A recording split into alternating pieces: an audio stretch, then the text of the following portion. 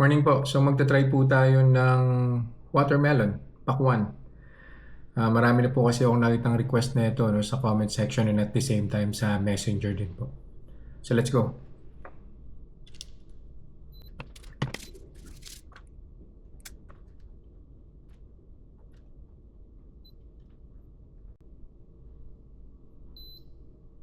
Yan.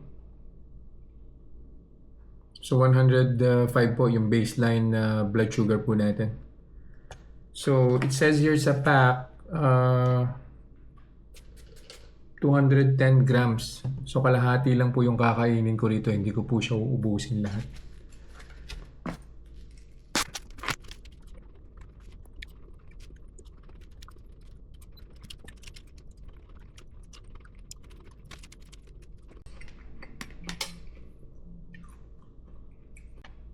First hour. So kuha na po tayo ng blood sugar.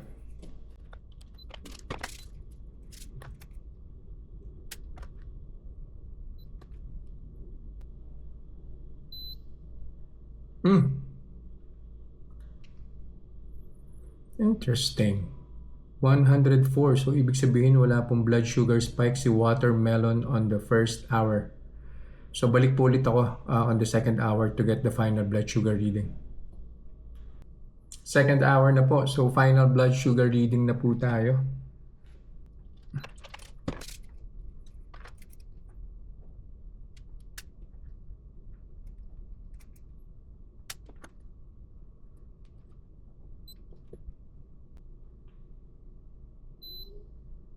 Ayan po.